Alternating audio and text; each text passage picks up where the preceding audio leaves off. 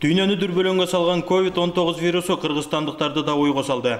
Алгачкы күндөрү карапайым калк кабатырга түшүп, капчыктуу коммерсанттарды, алардын ичинен ун саткандарды кубанычка бөлөштү. Анткени ун алууга кезекке тургандардын саны күн санап өстү. Мына Адилет базар. Изучу война.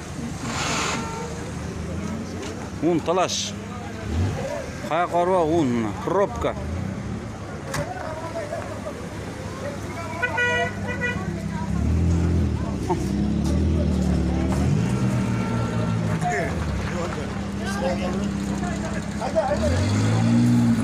Mana bu malış mı? Talaş.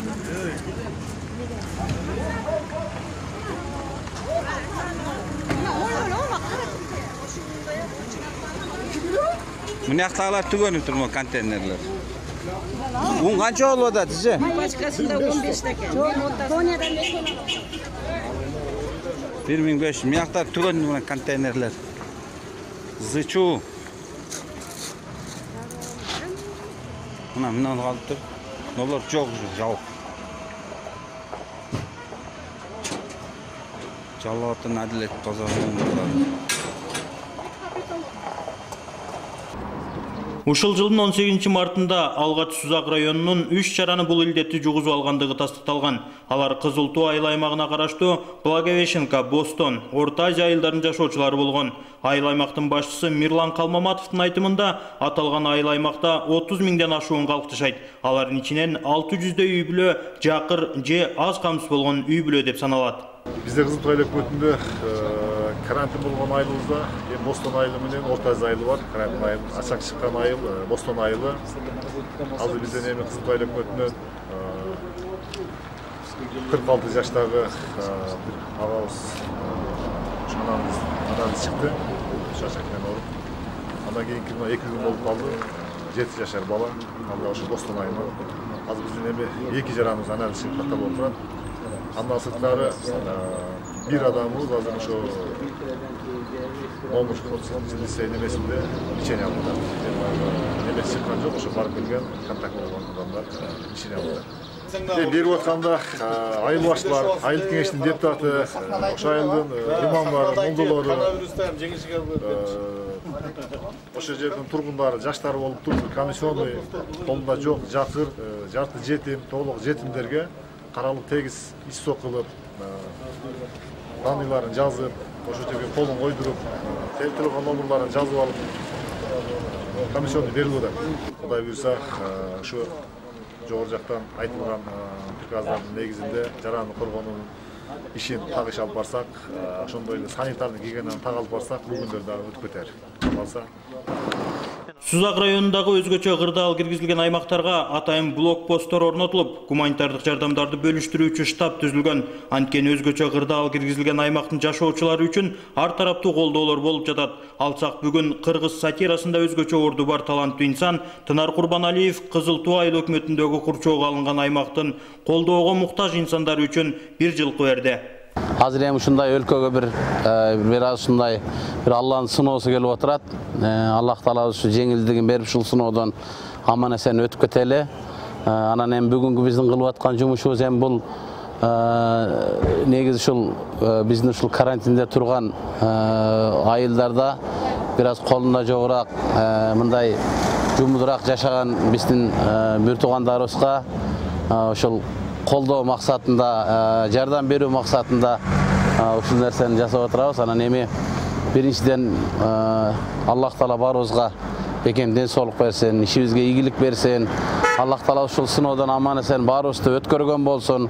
Баарыбыз бири-бирибизге бир туугандай болуп, бир жакадан баш, бир жеңден кол чыгарып, бири-бирибизге жакшы жардамдарды берсек, Кудай буйрса, бул сыноодон дагы өтөбүз. Ошон менен мен бардык бир туугандарыбызга чакырып кетет элем. Биздин жетекчилердин айтканын угуп, ушул карантинди бекемирээк сактап, зарыл жумуш болбосо көчөгө чыгышты токтотуп эле. Бар ушул биз медицина кызматкерлеринин айтканына макул болушат шарттарды бекем кармасак, бардык өзүбүздүн колубузда. Кудай буйрса, бул сыноону жеңебиз. Allah nasip etse жақсы күндөрүбүз алдыда. Ошон үчүн биргеликте ушул нерсени аман-эсен башынан өткөрүп эле. Зарыл жумуш болсо үйдөн чыкпаңыздар. Силерге мен кайрылуу ошол. Силерди терең урматтайм. Бар болуңуздар, аман болуңуздар. Аллах Таала барыңыздарга бекем ден соолук берсин.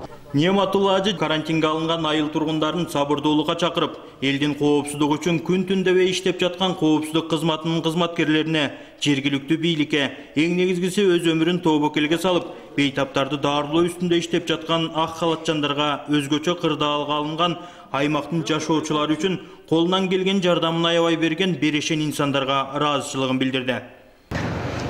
Бисмиллахир-рахманир-рахим. Бул исламда жана мамлекетибизде эң чоң күч бул биримдик жамаат. Бүгүнкү күнү мына элибиздин башына келген сыноо мусибат деп атабыз бардыгыбыз. Мына ушуга бардыгыбыз биргелешип ынтымакта турганыбызга терең шүкүр айтышыбыз керек. Президентибизден баштап айыл өкмөтүнө чейинки, муфтияттан баштап казиятка чейинки буйруктарды карапайым калк, жалпы элибиз толук кармап бүгүнкү күнү аткаргандын үстүндө турабыз. Мына азыр тегеректин баарын караңыздар, жымжырт, көпчүлүгү өзүнүн үйүндө ушул тооба келтирип, эли журтубузга жакшылык болсун деп үйлөрүндө отурушат. Инибиз мына Тынар мырза дагы биздин жаныбызда турат. Бүгүн ушул мына портердин үстүндө турган чоң жылкыны ушул жердеги калай калкыбызга бөлүштүрүп азыр союп таркатуунун алдында турат. Тынар таксырым, бүгүнкү кылып аткан ушул иштериңизди Алла Таалам өз дарегинде кабыл кылсын. Бунун бардыгы садака. Пайгамбарыбыз Мухаммад саллаллаху алейхи ва саллям ас-садака раддул балай деп, бу садака балелерди, ооруларды, түйшүктөрдү кайтарат деген. Ушул кылып аткан садакаңыз элибиздин үстүндөгү бүгүнкү кыйынчылык менен ооруп турган ооруларды, жалпы элибиздеги мусибаттарды кайтарган болсун. Элибиз тынч болсун, Кудай кааласа, мына ушундай тартипти кармап бере турган болсок, жакынкы күндөрдүн ичинде толук түрдө кайрадан тиричилигибиз башталат. Еске салсак, Кыргызстанда COVID-19 вирусун жалпысынан 14 адам жугузуп алган. Сузак районунда 8, Нокатта 3, Бишкек шаарында 2 жана Баткен областында 1 адам катталган. Алар учурда тиешелүү дарылануудан өтүүдө. Ал эми коронавирус жугузгандар менен байланышта болгон 2628 адам дарыгерлердин көзөмөлүндө турат.